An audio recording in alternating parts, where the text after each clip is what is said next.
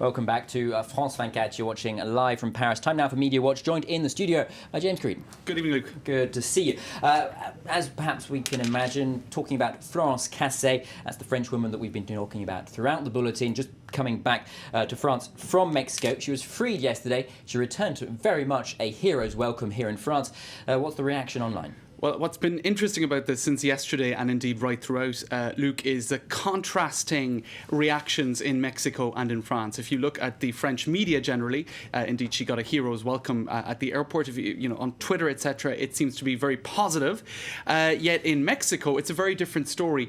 Some people obviously lamenting the problems with the Mexican justice system that saw her held for 7 years and then left free because of irregularities.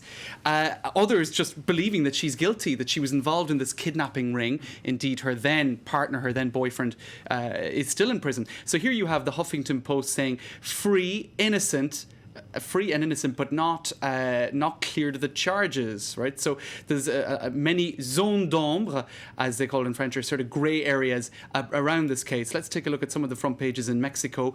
Free but not innocent, says this paper. And over here, the indignation of the victims upon the freedom of Cassel. And indeed, there were some 3 people kidnapped and held on a ranch where she lived with her boyfriend at the time, 7 years ago, a Mexican guy. I think we have a photo of him here. And one of those kidnappers one of those guys who was kidnapped has expressed his indignation. So that's the boyfriend, or then boyfriend, who's still in prison.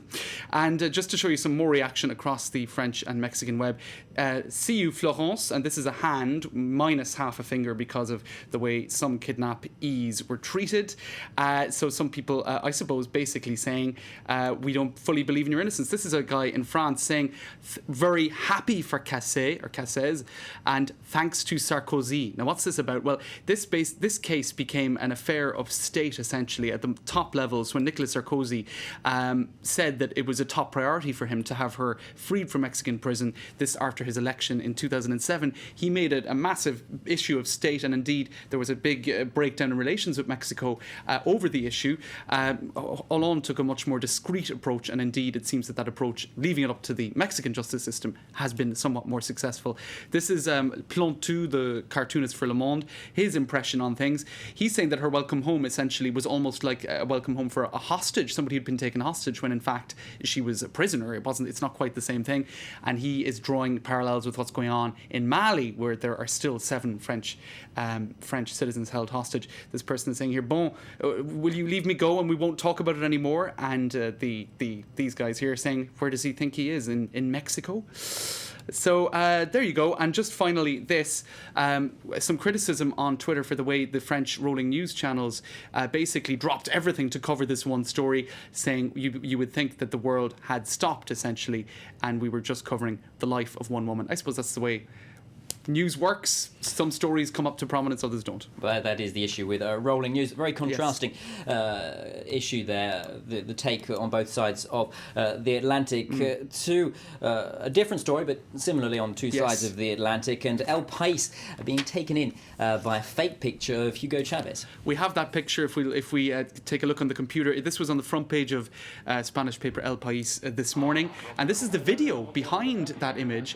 Basically, it's a video that you can get on YouTube. Here he is sticking out his tongue, not Hugo Chavez, and being prodded in the mouth. And a little bit later, you'll see a tube being inserted in his mouth. Now, it does bear some vague resemblance to the Venezuelan president, but not that much. Not that much. I think the longer you look at the video, the more you're convinced that it's not him, really. But over at El País, they weren't as circumspect. Here is the front page of El País today, which has now become the laughing stock of the media world. El Mundo, another Spanish paper, was offered this photo, and the editor has been quick to tweet. Let me try to find his tweet if I can.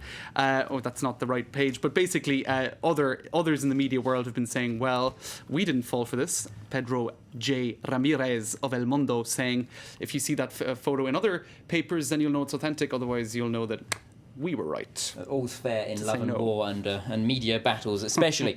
Staying with the media and another media being fooled, this time by a fake economist in Portugal. This is an incredible story. It's the French media picking up on it today. It has been in the Spanish and Portuguese, even the British media in the last couple of days. Here is a guy, we'll take a look at a photo of him, by the name of Artur Baptista da Silva, a 61-year-old, supposedly ex-presidential consultant, former advisor to the World Bank, a financial researcher for the United Nations, a professor in a US school, and an expert on austerity, a big critic of austerity measures taken in Portugal. He became the toast of TV news studios over the last year in Portugal. Turns out the guy is a fraudster, and he had very good business cards, which helped him to sort of sell himself in this way. He appeared at various different think tanks and stuff like that, fooled the entire country, all of the Portuguese media, and now he has gone kind of hidden. Basically, he's fallen off the map.